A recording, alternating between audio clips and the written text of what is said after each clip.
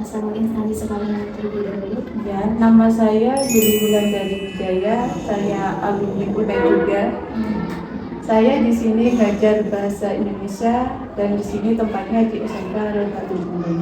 Oh iya, saya ingin mewawancara sedikit pertanyaan tentang kendala mengajar atau seputar faktor-faktornya. Apa saja kendala atau permasalahan yang paling sering Ibu hadapi dalam proses pembelajaran bahasa Indonesia, baik yang berasal dari siswa, guru maupun sarana pembelajarannya, Ibu? Ya, untuk pembelajaran bahasa Indonesia, jika itu tidak menggunakan Islam pembelajaran mendalam, anak-anak itu kurang memahami. Dan ini, anak-anak bukan hanya pembelajaran secara teori saja, tetapi kita harus praktik. Kalau praktik, anak-anak lebih memahami. Jadi anak-anak tidak hanya di kelas, tapi bisa praktik di luar. Misalnya seperti pelajaran teks prosedur, langkah-langkahnya itu kalau dipraktikkan, misalnya teks prosedur ada 3 seperti ini, teks prosedur sederhana, teks prosedur kompleks, teks prosedur protokol. Misalnya teks prosedur sederhana itu seperti apa? Yang sederhana, step by step, hanya 2-3 langkah saja. Contohnya seperti apa? Misalnya kipas angin. Apalagi, ayo yang hanya 2-3 langkah saja. Oh, menyetrika Bu, itu sangat mudah anak-anak. Terus misalnya lagi kayak teks prosedur protokol. Itu kalau yang protokol itu bisa dibolak-balik. Nggak bisa dibolak-balik kalau teks prosedur protokol itu. Jadi terserah anak seperti apa, harus dicontohkan dan harus dipraktikkan pembuatannya seperti itu. Jadi anak-anak lebih memahami. Untuk misalnya contoh teks prosedur, seperti negosiasi lagi, tawar-menawar, bentuk barang, harus dipraktikkan juga. Jadi tidak hanya pembelajaran teori saja, itu anak-anak akan bosan. Jadi kendalanya seperti itu. Kalau pembelajaran yang membuat anak-anak itu tidak bosan, yaitu kita harus praktik secara langsung, kita harus keluar, jangan hanya monoton di kelas saja. Oh, berarti dengan pendekatan yang mendalam gitu? Iya, dengan pendekatan mendalam, sesuai apa yang mereka pahami. Karena ini kembali lagi ke anak-anak, jangan kita saja. Baik, untuk pertanyaan selanjutnya, menurut Ibu, faktor-faktor apa yang penyebabnya munculnya kendala tersebut dan bagaimana pengaruhnya terhadap proses serta hasil belajar siswa? Mungkin kendala yang tersebut misalnya dalam permasalahan tersebut ya, jika tidak melakukan pembelajaran secara praktik hanya teori saja, itu akan membuat anak-anak sulit untuk memahami pembelajaran yang mereka hadapi. Baik saya sebagai guru dan anak-anak juga. Jadi saya harus bisa, ya apa caranya sih anak-anak itu agar lebih paham, mengerti apa yang saya sampaikan.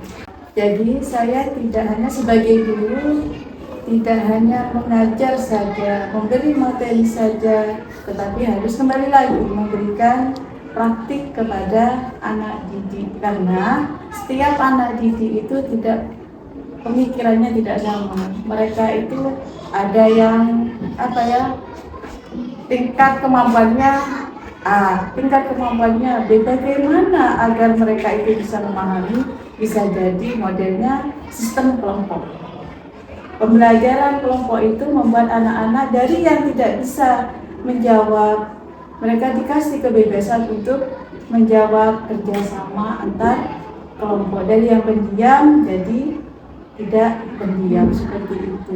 Berarti harus dipahami karakteristik masing-masing. Benar, harus bisa memahami karakter siswa, karena ada yang pendiam, ada yang hebat, maksudnya hebat dari segi aktifnya, ada yang merasa saya ini paling pintar, ada yang sangat kalau ditanya baru dijawab, kalau nggak ditanya ya, ada yang seperti itu. Sebagai guru bukan hanya mengajar saja, tapi mendidik, memahami anak-anak itu.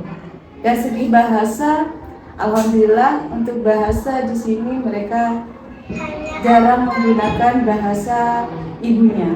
Maksudnya mereka bisa menempatkan diri menggunakan bahasa Indonesia. Itu kalau di sini pemahaman. Jadi kita harus bisa memahami karakternya mereka, apa yang dimau mereka. Jadi, Bu, saya seperti ini, ide seperti oke, kita kerja kelompok. Biar tidak bosan di mana? Ayo keluar, observasi, contohnya observasi atau pengamatan. Amati itu seperti apa, pohon itu seperti apa. Oh iya Bu, keluar saja biar tidak bosan. Kalau masalah fasilitas itu loh, Mbak, itu jadi kendala juga. Fasilitas. Jadi iya, fasilitas itu sangat kendala juga. Jadi apa ya namanya? Kalau memang misalnya kalau di sini fasilitas ya lumayan lah Mbak, ada maksudnya proyektor ada, TV-nya juga ada. Tapi saya lebih condong mereka itu kerja kelompok dan terjun ke lapangan. Dan Ibu, untuk pertanyaan yang terakhir nih, upaya atau solusi apa yang telah atau akan Ibu lakukan untuk mengatasi kendala tersebut agar pembelajaran bahasa Indonesia dapat berlangsung lebih efektif lagi? Ya, untuk pembelajaran bahasa Indonesia yang lebih efektif lagi itu saya apa ya Mbak? Kalau saya pribadi bukan hanya sekedar kembali lagi bukan hanya teori pengajar suasana membosankan, tapi saya diselingi suatu cerita. Saya seperti itu, entah saya ngajar di sini atau di lembaga lain, ngajar dulu, pembelajaran dulu, setelah itu saya selingi cerita. Setelah itu, ayo kembali ke laptop. Maksudnya kembali ke laptop adalah anak-anak sudah ngerti. Kembali ke laptop adalah kembali ke materinya. Jadi saya selingi cerita biar anak-anak tidak bosan. Itu. Karena bahasa Indonesia ini apa sederhana, kata mereka sederhana, tapi itu menjebak ya bahasa Indonesia. Jangan dianggap itu hal yang oh iya bahasa Indonesia seperti ini, enggak. Kadang anak-anak belajar yang seperti iya bahasa Indonesia menjebak, sederhana tapi menjebak.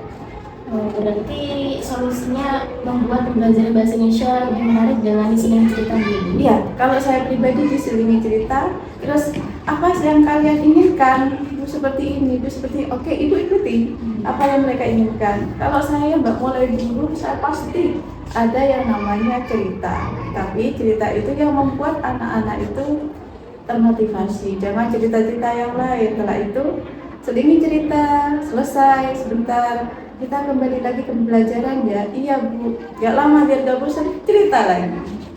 Model saya seperti itu Mbak, agar bahasa Indonesia itu tidak membosankan. Atau yaitu kembali lagi kita keluar. Sekarang praktik.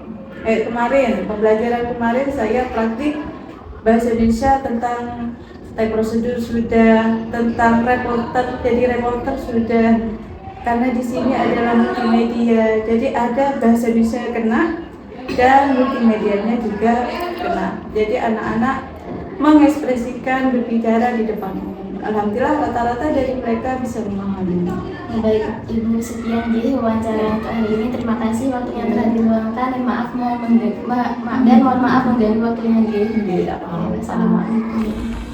Berdasarkan hasil wawancara, kendala utama dalam pembelajaran bahasa Indonesia adalah munculnya kebosanan dan kesulitan siswa dalam memahami materi jika hanya disajikan secara teoritis di dalam kelas, seperti pada materi teks prosedur.